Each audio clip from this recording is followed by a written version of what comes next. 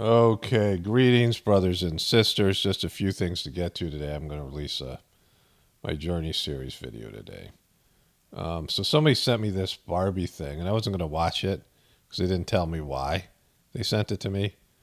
But this is the new Barbie movie. Since the beginning of time, since the first little girl ever existed, there have been dolls. So they're playing the 2001 theme. And then they go on to say that there were just baby dolls, right? That they just had baby dolls. There was no, like, Barbies, which they don't say. And then here, they recognize that there's a Barbie doll, all these girls. They're playing the music from 2001. And they look up at this, actress, Margot Robbie, who was playing Barbie. And she gives them the old Illuminati eye wink. And the girls decide to do this to their babies. This is, boom, smashing one baby with another baby doll. Like, to little girls, those baby dolls are real, right? Like, when you're a little kid, your imagination, you have I guess everyone, even adults, have tough times distinguishing between imagination and reality. But they start smashing their baby dolls, throwing their babies up in the air. And this is, out in space. And that's the beginning of the Barbie movie. There's Ken. This looks... There's Ken. And yeah, Barbie is going to be awesome. So then my wife told me about this. Lore Krampus. They bring Krampus on the show here on Saturday Night Live, right? Apparently this gets really creepy, which it always does. So he's talking about what he does on Christmas. Krampusnacht, I rise from hell, I run around, kidnap all the naughty children. He's kidnapping all the naughty children. Straight, and then they go by and you've eaten 40 kids. Wait, you eat the kids? He eats the kids. And this happens here. And he was already one of the original gays at Sodom, and he was married! So he's thinking about his dad at his age. And he said he was 936 years old, which is an interesting number. 36, of course, is 3 sixes, but he's, this is what he's talking about, not living up to his dad's standards. And then his horn starts falling down. Like, they can't even get the costume right. We don't protect queer voices in this country. Oh, I'm sick. He's got to fix his horn here. And I'm sorry, I missed that. You're queer? Yeah, I'm a demon, Colin. Yeah. I'm queer. What are they doing here? What's going on with Saturday Night Live? Krampus, your job is to punish children, not yourself. His job's to punish children. They have all this stuff with, eating babies. It's like we just saw with the Barbie thing. Saturday Night Live is big into this, and then pedo stuff. That's right. And who's your therapist? Ghislaine Maxwell. What? Ghislaine Maxwell? His therapist is Ghislaine Maxwell, right? Like, just, it just keeps on getting weirder. Just, come on. Then he says his mother's a teacher, and Colin Jost asks him, what does she teach? Oh, what did she teach? How to eat kids. How to eat kids. And, they go here, and it's not funny. Like, it's not fun. They have the laugh track. Nobody's laughing. And then Colin Jost's supposed aunt, she's playing his aunt, shows up on this show. And they kiss on the lips. And then she orders a drink. I'll take a slow gin jizz. Okay. Sorry. A slow gin jizz is what she asked for. And then she pats the butler on the crotch. The all Maggie Day. Okay. And so that happened. It's just so, it just sucks so bad. Just embarrassingly bad. Just, perverted and twisted and weird and just not funny, right? They have nothing. Like, they just have nothing of value. All right. Oh, it looks like we both ate smoked salmon for dinner. So, it just goes from depraved to worse, right? Then she pets him on the crotch again. It just goes on forever, right? And Pat. And Pat. Not funny at all. Thank you. Just and imagine if that was a man and this was a woman, right? Like, you know, I mean, just it's not funny. Like, it just sucks. Just whatever.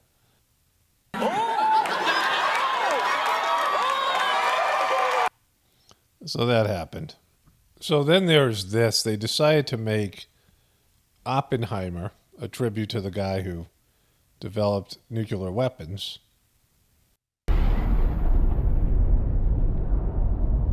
Kablow. Kablowy. Kablamo. We imagine a future, and our imaginings horrify us. So I'm just going to edit out all the other stuff here for a variety of reasons and just get to his, you know, they have these long dramatic pauses here. They won't fear it until they understand it, and they won't understand it until they've used it. So this guy here, you know, you're building the atomic bomb, bro, right? Stop like taking some moral high ground. Like, you didn't have to build it. And I mean, as ghoulish as he looks here, this actor, whatever his name is, don't care, don't tell me, don't need to know. This is what the real Oppenheimer looked like. We knew the world would not be the same. Few people laughed. Few people cried. I mean, could you get any more ghoulish? Like, look at this ghoulish M&F-er here. Most people were silent. I remembered the line from the Hindu scripture, the Bhagavad Gita. It's really the Mahabharata. He doesn't, like, I don't know if he read the thing, but the Bhagavad Gita is something completely different. It comes from the story of the Mahabharata, right? If you've heard me talk about this, there's a character named Bhishma who gets killed, and he's lying on a bed of arrows for like 100 days.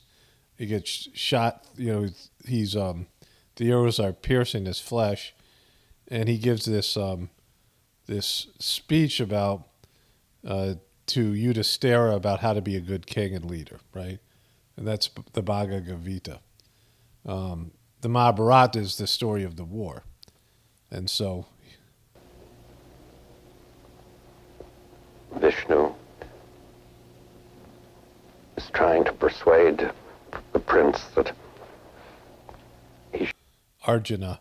should do his duty, and to impress him takes on his multi-armed form and says, "Now I am become death, the destroyer of worlds." I suppose we all thought that one way or another. And so look at this ghoulish alien M&F-er here, right? Like, you did it. You built the bomb. You don't get to cry and, you know, pretend you have a conscience or empathy or something. But they're trying to glorify this guy, right?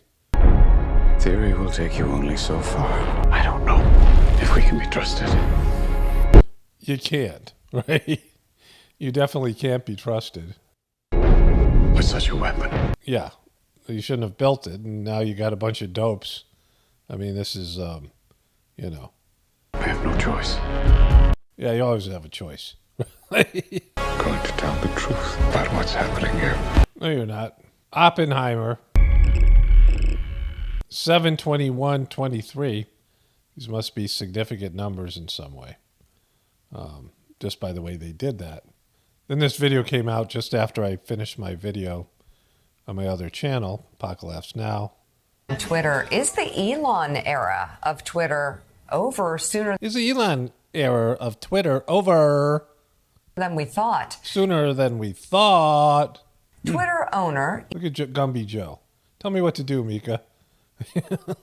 Now you've clipped my nuts, Mika.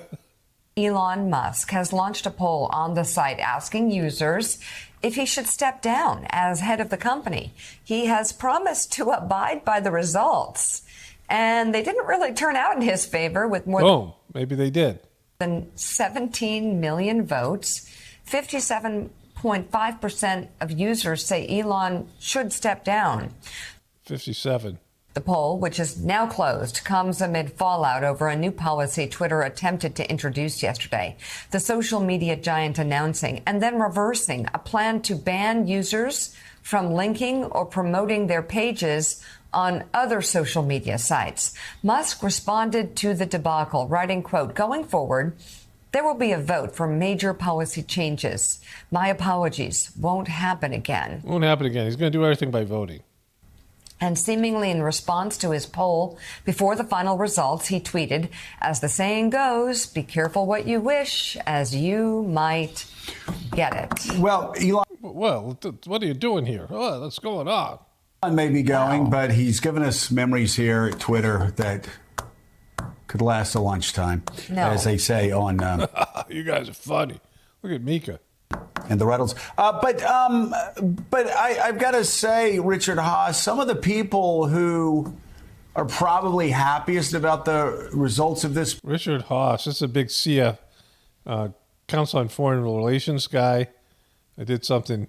Trump was considering this guy for his VP. Poll, if in fact Yeah. Elon abides by it, I mean, it's- are the shareholders and those who have the largest stake in Tesla that are cheering for him. And Okay. Just a really weird bunch of stuff there, right? Like I said, I just want to make a short video. There's other stuff I'll cover later. There's always something. It's like the mail. It keeps on coming, right? Every day will be something. But, you know, this celebration of Oppenheimer at a time where nuclear war is more possible than ever, right? Nuclear war, massive nuclear war is more possible than ever. At a time where civilization's collapsing, and the decision making and the quality of minds and the quality of characters, in terms of good personal character, right? People have a good personal character. Where Barbie movie, they're smashing baby dolls and all that weird stuff on Saturday Night Live, just more and more immorality and degradation. It's absolutely falling apart, right? It's brutal. And it's just going to get worse. I mean, there's no end in sight to the depravity, right? Anyways, like I said, just a short video today. Hopefully I'm going to release the Journey Series 81 today as well. And then, we'll move on from there. Only spirituality will save this world. It's Paul Romano, definitely pointing from the Apocalypse and the Ascension. Everyone have a blessed day and be grateful.